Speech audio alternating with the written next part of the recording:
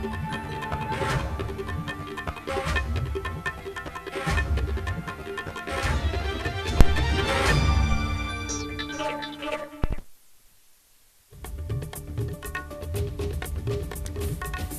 मंत्री निर्मला सीतारमण ने की प्रेस कॉन्फ्रेंस। कहा, प्रधानमंत्री नरेंद्र मोदी 20 जून को गरीब कल्याण रोजगार अभियान को करेंगे लॉन्च। 25 स्कीम में 50,000 करोड़ रुपए का कराया जाएगा काम।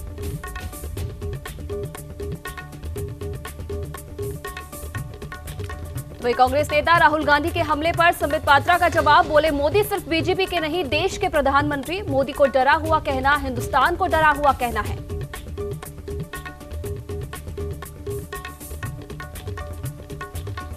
तो वहीं भारत ने चीन को दिया तगड़ा झटका। चीनी कंपनी से 441 करोड़ का ठेका रेलवे ने किया रद्द। 417 किलोमीटर लंबे रेल ट्रैक पर लगाना था सिग्नल सिस्टम।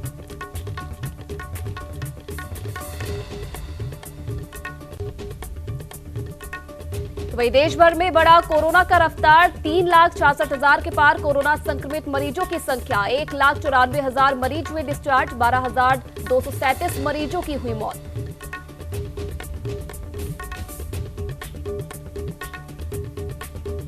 वहीं पटना में दिखा चीन का विरोध। जन अधिकार पार्टी के अध्यक्ष पप्पू यादव ने जेसीबी मशीन चढ़कर काला किया चीनी फोन कंपनी का बैनर।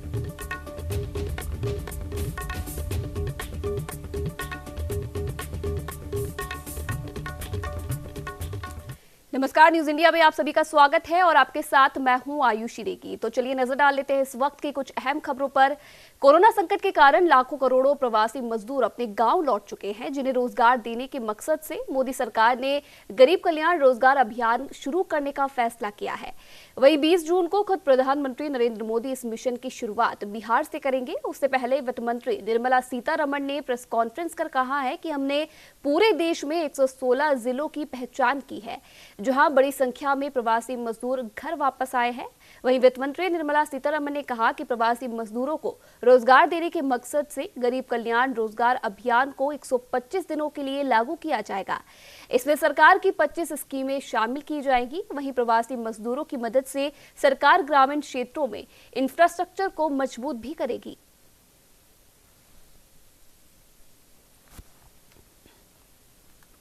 तो वही एलएसी पर भारतीय जवानों की शहादत के बाद पूरा देश आक्रोशित और गमजदा है। इसी बीच दिल्ली में कांग्रेस पार्टी ने प्रदेश कार्यालय के बाहर शहीद सैनिकों को भावपूर्ण श्रद्धांजलि दी। पार्टी कार्यालय के बाहर सैनिकों के फोटो पर पुष्प अर्पित कर कांग्रेस ने उन्हें श्रद्धांजलि दी।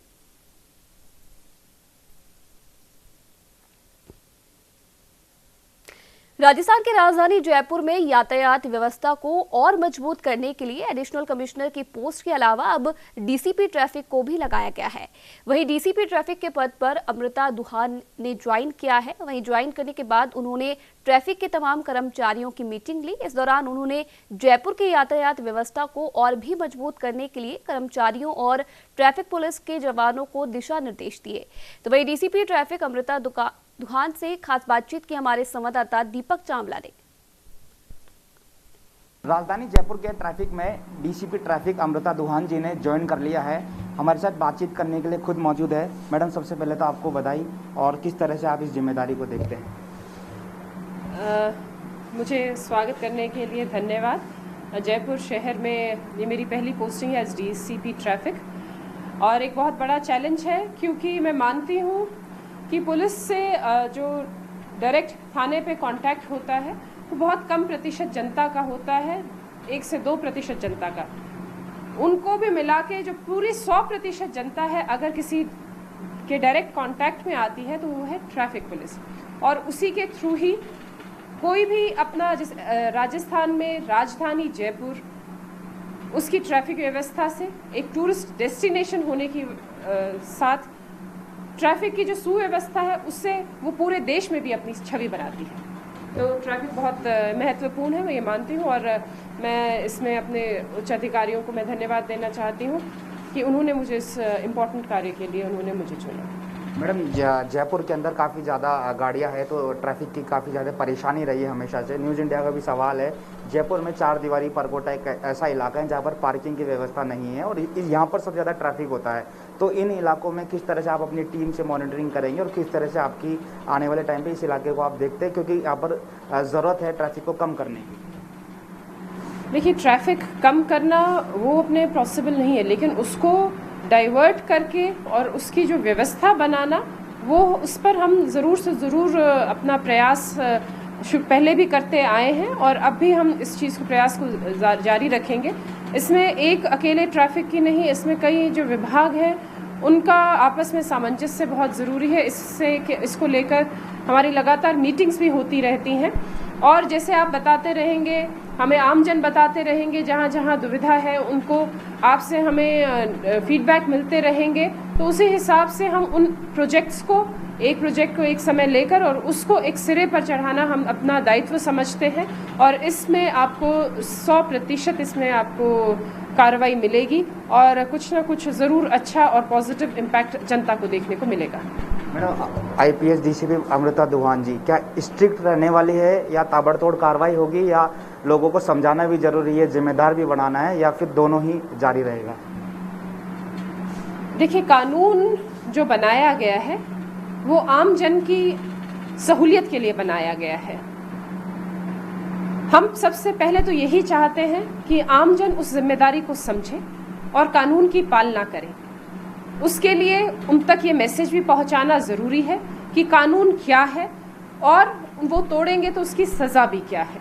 अवेयरनेस एक बहुत इम्पॉर्टेंट है और सेल्फ डिसिप्लिन। कोरोना के समय में जो जयपुर की आम जनता से मेरी यह भी अपील है कि सेल्फ डिसिप्लिन एक बहुत महत्वपूर्ण चीज़ है, जिससे कि आप अपने आप भी सुरक्षित रह सकते हैं और आप प्रशासन पुलिस की मदद भी कर सकते हैं। ऐसे ही ट्रैफिक में भी सेल्फ डिसिप्लिन एक बहुत ज़्यादा ज़रूरी एक पार्ट है। अगर आप उसको फॉलो करते हैं तो हमें फिर किसी तरह की सख्ताई बरतने की ज़रूरत नहीं है। किंतु अगर आपके इनडिसिप्लिन से, आपके कानून को पालना नहीं करने की वजह से किसी और जन को दुविधा हो, आम जन को दुविधा हो, तो हम ऐसा कतई नहीं होने देंगे। इस बात पे बिल्कुल हमारा जो रुख है वो बिल्कुल साफ है। मैडम, आखिरी सवाल, सोशल मीडिया आज के दौर में काफ़ी ज़्यादा मजबूत है। अमूमन ऐसा होता है कि आम पब्लिक पुलिस से दूर रहती है, लेकिन आपका फेसबुक पेज है, ट्रैफिक पुलिस का व्हाट्सएप नंबर है, तो आप अपील करना चाहेंगे कि पब्लिक खुद ट्रैफिक पुलिस से जुड़े और जो भी उनकी समस्या वो आपको बताए, क्योंकि सबसे ज़्यादा समस्या पब्लिक को होती है, वही आपको डायरेक्ट बताएंगे तो अच्छा रहेगा। सीधा संवाद हमेशा ही एक अच्छा पॉजिटिव जो रिजल्ट है वो ज़रूर देता है। अगर हमें आमजन सीधा हमें फीडबैक देती है तो हम उस पर ज़रूर कार्रवाई करेंगे, उस पर ज़रूर कुछ ना कुछ ऐसा कोशिश करेंगे कि उसका समाधान हो सकता है वो समाधान ढूंढने में हमें कुछ समय लग जाए। कुछ ऐसी प्रॉब्लम्स होंगी जिनका हम जल्द से तुरंत निवारण कर सकते हैं। कुछ एक ऐसी दिक्कतें होती हैं जिनको हमें थोड़ा पॉलिसी मैटर्स होता है जिनमें हमें थोड़ा समय लगेगा उनका निवारण करने में।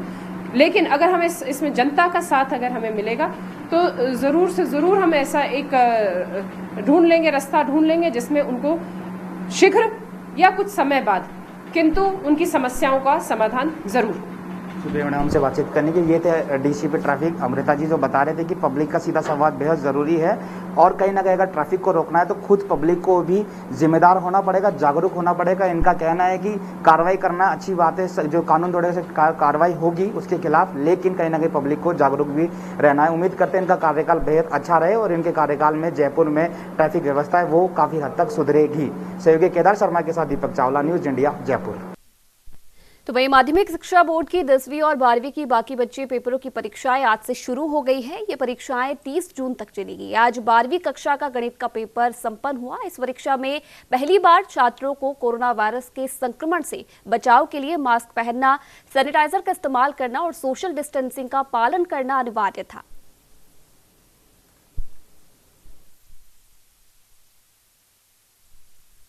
के कारण जो परीक्षाएं माध्यमिक शिक्षा बोर्ड द्वारा स्थगित हुई थी वो आज से शुरू हुई हैं। उसमें आज हमारे सेंटर पे गणित का पेपर है सीनियर सेकेंडरी का, तो उसके लिए हमने जो बच्चों को सुबह 1 घंटे पहले बुलवाया था ताकि उनके हाथ अच्छे से सैनिटाइज किए जा सके और उनको सैनिटाइज करके ही हमने कक्ष में प्रवेश दिया था। इसके अतिरिक्त हमने उन टेबल कुर्सियों को भी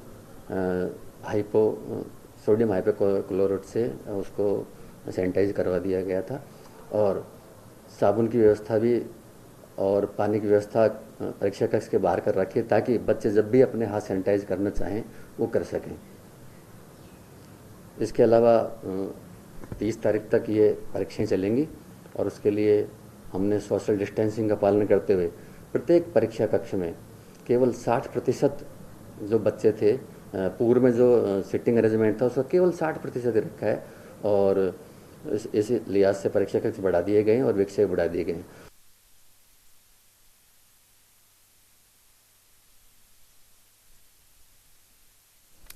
बारां के शाहबाद में शिक्षक संघ ने अपनी कई मांगों को लेकर ज्ञापन सौंपा, जिसमें शिक्षक संघ ने मांग की है कि कोविड-19 में खाद्यान्न वितरण, स्क्रीनिंग, सर्वे करने और बोर्ड परीक्षाओं के मद्देनजर कोरोना ड्यूटी से मुक्त करने की समेत कई मांगे इसमें की गई।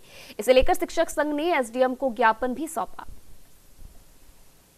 शिक्षक संघ राष्ट्रीय उपशाखा शाहबाद की ओर से आज एसडीएम साहब शाहबाद को ऑनलाइन ज्ञापन के माध्यम से शिक्षकों की कुछ समस्याओं के समाधान की मांग की है, जिसमें 2 प्रमुख समस्याएं हैं।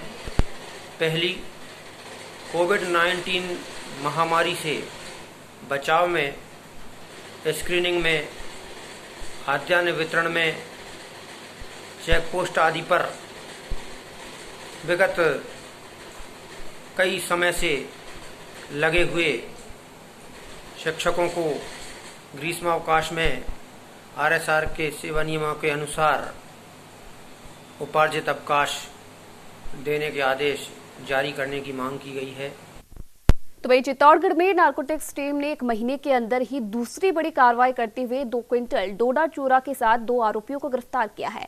दरअसल जिले की सीमा से लगातार डोडा चूरा की तस्करी की सूचना मिल रही थी, जिसके आधार पर पुलिस ने उदयपुर भीलवाड़ा मार्ग पर कार्रवाई करते हुए कंटेनर की तलाशी ली। 2 आरोपी गिरफ्तार हुए और इसमें प्रकरण में आगे विवेचना जारी है। और जैसा कि आप विदित है कि हम लोग को एक जानकारी मिली थी, उसके आधार पर हम लोगों ने विष्णु वाहन चालक के द्वारा एक पुष्टि जानकारी के अनुसार से हम लोग रोड पर चेकिंग करते हुए NH 76 वहाँ से जानकारी, वहाँ से उसको पीछा करते हुए गाड़ी को, और हम लोगों ने उसको मेड़ी खेड़ा फाटक पर उसको रोका और उसके बाद उसको वहाँ पर जब उसको देखा कि वहाँ पर उसमें डोडा चूरा हो सकता है सूचना के आधार पर, तो उसको हम लोग वहाँ पर लेके आए यहाँ पर ऑफिस ले आने के बाद उसको सारी जो विधिवत कार्रवाई थी वो हम लोगों ने की। तो वही अगली खबर भी चित्तौड़गढ़ से है, जहां सांसद सीपी जोशी ने चित्तौड़गढ़ रेलवे स्टेशन के निर्माणाधीन पूर्वी द्वार क्षेत्र का निरीक्षण किया। इस दौरान उन्होंने अधिकारियों को जरूरी दिशा निर्देश भी दिए। उन्होंने मीडिया से रूबरू होते हुए कहा कि सभी निर्माण कार्य अंतिम चरण में है और फुटओवर ब्रिज भी बन चुका है। देखिए, शीघ्र ये लगभग काम पूर्ण होने पर है और बहुत शीघ्र ही ये चित्तौड़ की जनता के लिए समर्पित हो जाएगा। रेलवे में ऐतिहासिक काम हुए हैं, उसमें सेकंड एंट्री भी, चूँकि ये हमारे लिए सौभाग्य है। बाकी जगह सेकंड एंट्री के लिए 50% स्टेट को बियर करना पड़ता है, लेकिन ये इसमें 100% रेलवे ने पैसा देकर इस काम को पूरा कराया है। शेड भी बन रहा है और हमारा ये फुट ओवर ब्रिज भी बन गया और ये टिकट विंडो और बैटिंग हॉल भी बन गया, वॉशरूम भी बने हुए इसमें। यहाँ एक पार्किंग भी बन जाएगी ताकि शहर की जनता की जो एक साथ गैदरिंग उस फर्स्ट एंट्री पर होती है वो डिवाइड हो जाएगी। शहर के लोगों को आसानी से यहाँ तक पहुँच जाएंगे और यहाँ से पहुँचने वाले को फुट ओवर ब्रिज है वो किसी भी प्लेटफॉर्म पर वो जा सकते हैं इधर से ही अपनी गाड़ी को पार्क करके। तो निश्चित रूप से शहर के लिए और बहुत जल्दी ही हमारा लिफ्ट और एस्केलेटर का काम भी, ये काम भी जल्दी यहाँ की जनता के लिए समर्पित हो जाएगा। तो वही दूसरी तरफ कोरोना वायरस का कहर अब भीलवाड़ा रेडीमेड गारमेंट्स बनने वाली कंपनियों पर भी पड़ने लगा है। यहां कर्मचारियों को पिछले 4 महीने से वेतन नहीं मिला, जिसके चलते श्रमिकों ने आज प्रदर्शन किया। श्रमिकों ने कंपनी मालिकों से वेतन की मांग की है।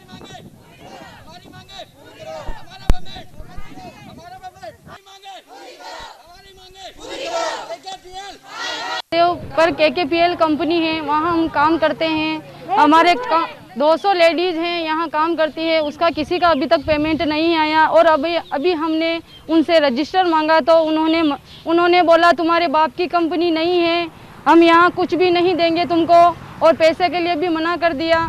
और ये बोल रहे हैं कि बस निकल जाओ कंपनी से। और पहले तो उन्होंने हमारे मतलब मदद की थी कि हम पैसे देंगे, अब वो बिल्कुल साफ मना कर रहे हैं। सालों से काम कर रहा हूँ, लेकिन पहले तो कोई पेमेंट की परेशानी नहीं थी, लेकिन जब से लॉकडाउन लगा है फरवरी मार्च अप्रैल मई के अभी तक पेमेंट नहीं आया। हमारे सारे मजदूरों के रूम रेंट राशन पानी का मैं ब्याज पर 5% ब्याज पर लाके इनको खाने पीने का सब व्यवस्था कर रहा हूँ। अभी तक इनका देते आ रहा हूँ, लेकिन कंपनी की तरफ से हमारा ना तो पेमेंट आ रहा है, ना हमारा सेठ जी फ़ोन उठा रहा है, ना कोई जवाब दे रहे। ये भी नहीं बोल रहे हैं 10 दिन में देंगे, 15 दिन में देंगे, कोई जवाब ही नहीं दे रहे। फैक्ट्री का नाम कामाक्षी क्राफ्टेक प्राइवेट लिमिटेड, जो कि हेड ऑफिस जयपुर है, और मैं यहाँ पे प्रोडक्शन देखता हूँ। क्या उत्पादन होता है यहाँ पे? रेडीमेड गारमेंट का उत्पादन होता है जो पूर्णतः 100% एक्सपोर्ट है। जी सर, इनका आरोप सही है, पैसा आगे से आ ही नहीं रहा है। हम खुद भी इसीलिए हैं कि हमारा भी पेमेंट नहीं आ रहा है। बार बार अपन रिक्वेस्ट कर रहे हैं आगे सीनियर से, हेड ऑफिस से, कि इनका पैसा दिलाओ, तो उनका भी यही जवाब है कि जिनका अपन काम कर रहे हैं उनका पैसा नहीं आ रहा है, इसलिए मैं नहीं दे पा।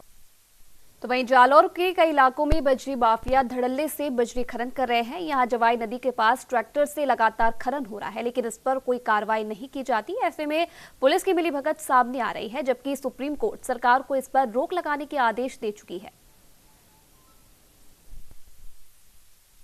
कुआड़ा, अगौरी, गुड़ा, दयालपुरा, मादड़ी, चरली और सब जगह अवैध खनन हो रहा है। सब जगह मिली भगत से हो रहा है और मैंने सब जगह कार्रवाई करने के लिए कागज दिए गए हैं, तो अभी तक कोई कार्रवाई नहीं हुई है। जो हमारे 4 ट्रैक्टर पकड़े थे उसमें से उन्होंने अभी तक 2 ट्रैक्टर जब्त करके उम्मीदपुर चौकी खड़े करवाए, दूसरे ट्रैक्टरों को कार्रवाई नहीं की गई है। पूरी प्रशासन मिली भगत से हो रहा है अवैध खनन। पकड़े रही है लेकिन मौका माते छोड़ रही है। अभी कई आरोप लगे रही है पुलिस में, तक आवाज़ चाहिए। सब जगह ट्रैक्टर पुलिस प्रशासन सब पकड़ रहे हैं, फिर वहीं जो रवाना खनन विभाग को काटने का आदेश है वही उम्मीद और थाने से चालान काट के दिए जा रहे हैं, और लोडर के चालान काटे गए खनन विभाग ने। अभी तक ये ऐसा क्यों हो रहा है? खनन विभाग को अधिकार है खाली ओनली फॉर जो ट्रैक्टर पकड़े गए उनका चालान काटने का, तो और थाने में कैसे कट गए? तो वहीं नसीराबाद भारतीय युवा कांग्रेस के पदाधिकारियों सहित दर्जनों सदस्यों ने चीन के राष्ट्रपति का पुतला फूंककर जमकर विरोध जताया है। इस दौरान भारतीय युवा कांग्रेस के पूर्व नगर अध्यक्ष राहुल गुर्जर के नेतृत्व में दर्जनों कार्यकर्ताओं ने 2 मिनट का मौन रखकर चीनी हमले में शहीद हुए जवानों को श्रद्धांजलि अर्पित की।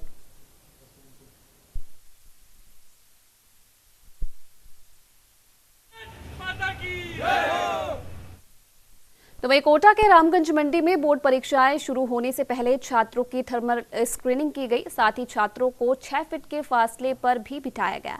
साथ ही परीक्षा केंद्रों पर मास्क पहनना अनिवार्य किया गया। बच्चों को 6 फीट की डिस्टेंस से बिठाया गया है, और जब बच्चे एंटर करते हैं तो उसके बाद सीधे वो अपने हाथ वगैरह सैनिटाइज करते हैं, और सैनिटाइज के लिए सारी व्यवस्थाएं की हुई है हमारे पास पहले से। और जितनी भी व्यवस्थाएं है, जिसे निर्देश हमारे पास माध्यमिक शिक्षा बोर्ड के हैं, उसी के अनुसार हमने माकूल व्यवस्थाएं की हैं। यहाँ तक कि विद्यालय के बाहर भी सोशल डिस्टेंस के लिए 2 पुलिसकर्मी पुलिस डिपार्टमेंट ने नियुक्त किए हुए हैं, जिससे कि पूरी निर्देश का पालना हो सके। तो वहीं जयपुर के चौमू के कालाडेरा थाना इलाके के जालसू गांव के मीनों की धारी में एक युवक की आत्महत्या करने का मामला सामने आया है। मामले की सूचना मिलते ही पुलिस मौके पर पहुंची और शव को कब्जे में लेकर मामले की जांच शुरू की। पुलिस के मुताबिक मृतक की पहचान मनोहर मीणा के रूप में हुई है।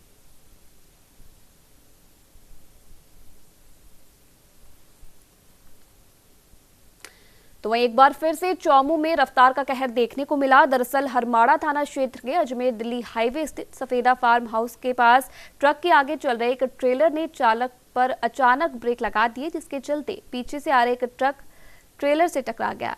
इस हादसे में ट्रक खलासी घायल हो गया, जिसे नजदीकी अस्पताल में भर्ती करवाया गया। फिलहाल पुलिस मामले की जांच कर रही है।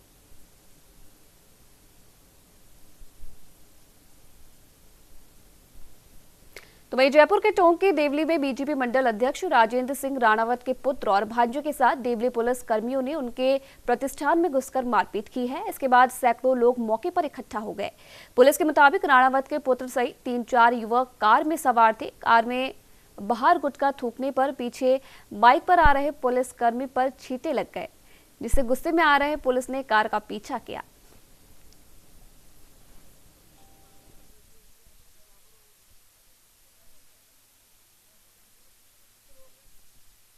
तो वहीं उत्तराखंड के हल्द्वानी में कोरोना महामारी से बचने और प्रतिरोधात्मक क्षमता को मजबूत करने के लिए योग और देसी उत्पादों से बनी हुई तमाम चीजों का सेवन लोग जमकर कर रहे हैं।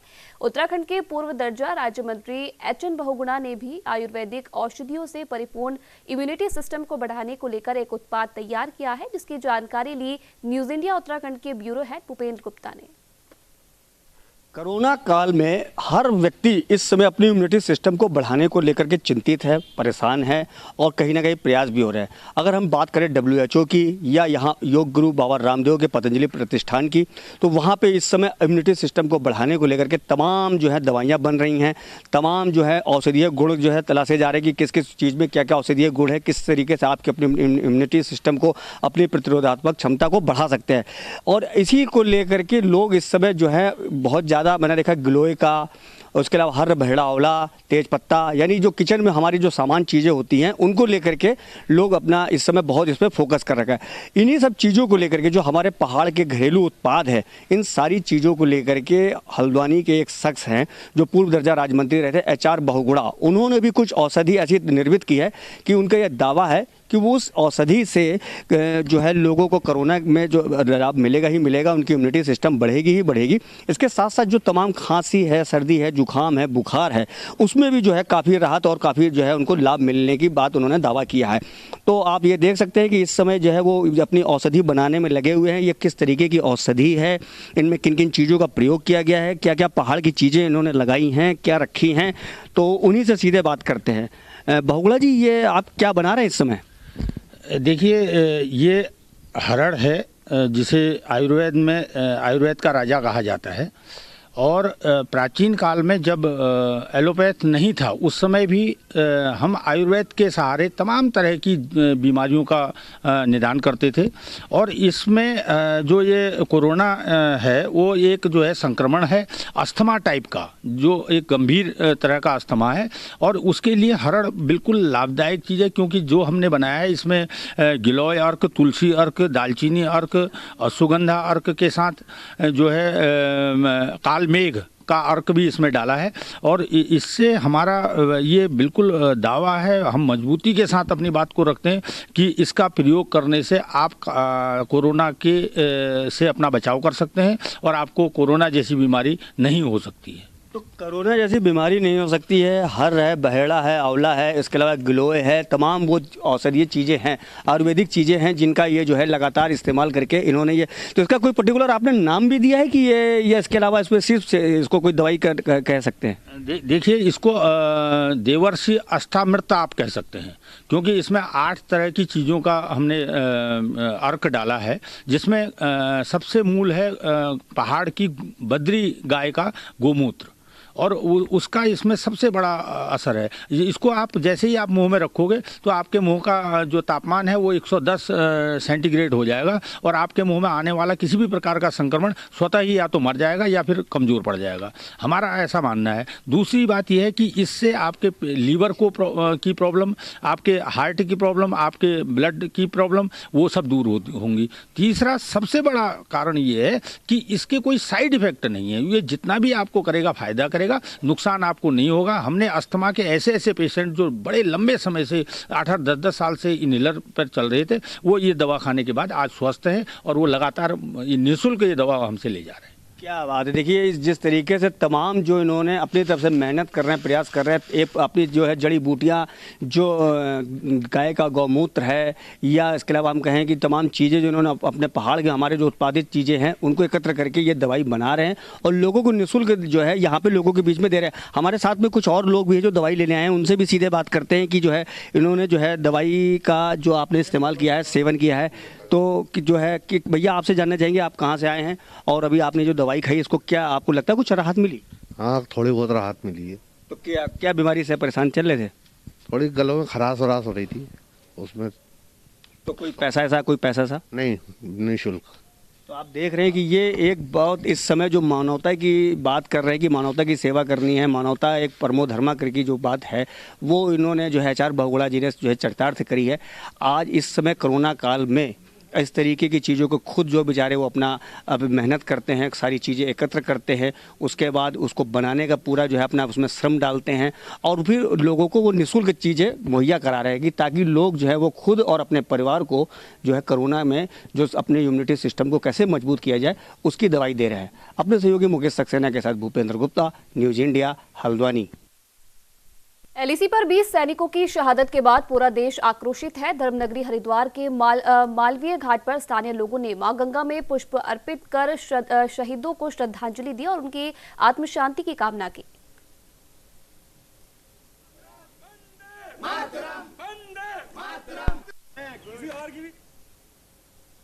कोरोना महामारी से लड़ने के लिए पौड़ी में खनन न्याय की रकम से 6 नई हाईटेक एम्बुलेंस दी जा रही है। इन एम्बुलेंस से एक ambulance life supporting ambulance system लगाया गया है। आपको बता दें कि एम्बुलेंस जनपद पौड़ी में पहली बार लाई जा रही है। जहाँ सुविधाओं की कमी थी उन सुविधाओं को बढ़ाने की कोशिश हम लोगों ने की है।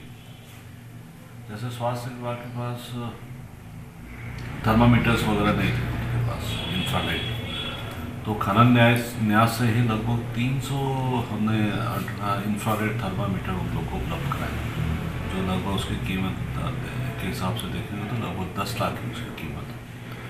उसके अलावा हम उनको अब एम्बुलेंसेस के लिए पैसे हम लोगों ने दे दिए हैं, तो 6 एम्बुलेंस हम लोग खरीद रहे हैं पौड़ी जनपद के लिए, जो बेसिक लाइफ सपोर्टिंग सिस्टम से लैस होंगे, और एक एडवांस लाइफ सपोर्टिंग सिस्टम से लैस हमारा जो है वो एम्बुलेंस भी आ रहा है, वो जिले में पहली बार आ रहा हो, जिसकी कीमत लगभग 35 लाख के करीब है। बैरीनाग तहसील में वर्तमान में कोई भी अधिकारी स्थायी रूप से तैनात नहीं है। हालात ये हैं कि पिछले 1 साल से एसडीएम और 2 वर्ष से तहसीलदार के पद रिक्त होने से स्थानीय लोगों को खासा परेशानियों का सामना करना पड़ रहा है। दरअसल यहाँ एक नायब तहसीलदार के 4 महीने पूरा होने से पहले तबादला कर दिया गया, तो वहीं गंगोली हाट के एसडीएम को बैरीनाग का अतिरिक्त कार्यभार दिया गया है। बड़ा दुख हो रहा है कि बैरीनाग जैसी जगह के साथ हर समय प्रशासन द्वारा शौचालय विहार किया जाता है। न यहाँ पे एसडीएम है और न एक तहसीलदार थे, तहसीलदार भी नहीं है, और एक नायब साहब यहाँ पे अच्छा काम कर रहे थे, जिनने लॉकडाउन में बहुत अच्छे काम किए थे, और आज उन्हीं को जो है अपने पास वहाँ पे पिथौरागढ़ बुला लिया। ये प्रशासन का हमारे प्रति जो है एक शौचालय व्यवहार है। तो वही रुद्रपुर में शिक्षा विभाग में फर्जी दस्तावेज के आधार पर नियुक्ति पाने वाले एक शिक्षक के खिलाफ मामला दर्ज करवाया गया है। रुद्रपुर कोतवाली में शिक्षा विभाग के खंड शिक्षा अधिकारी ने यह मामला दर्ज करवाया है। आपको बता दें कि आरोपी शिक्षक राजेंद्र कुमार सहायक अध्यापक पद पर धर्मपुर राजकीय प्राथमिक विद्यालय में तैनात थे। डॉक्टर गुंजन अमरोही है, उप शिक्षा अधिकारी रुद्रपुर, जिनके द्वारा एक प्रार्थना पत्र राजेंद्र कुमार पुत्र जगदीश प्रसाद, जो टीचर हैं 96 के बीटीसी हैं, उनके द्वारा फर्जी प्रमाण पत्रों के संबंध में अभियोग पंजीकृत करवाया गया है। उनके द्वारा, उनके विभाग के द्वारा स्वयं जांच की गई, तो उनके जो प्रार्थना पत्र दिया है उसमें स्वयं लिखा हुआ है कि इनके द्वारा तत्कालीन जो बीटीसी है वो फर्जी तरीके की अंक तालिका इन्होंने जमा की है। इस तरह से वो निलंबित कर दिए गए हैं उनके विभाग द्वारा, और हमारे यहाँ अभियोग पंजीकृत है जिसकी विवेचना की। तो वहीं भारत और चीन के बीच विवाद को देखते हुए भारत में चाइना के खिलाफ विरोध प्रदर्शन लगातार देखने को मिल रहा है। उत्तराखंड के खानपुर में पूर्व सैनिकों में भारी रोष है, जिसे लेकर पूर्व सैनिकों ने चीन के राष्ट्रपति का पुतला फूंककर अपना रोष जताया है।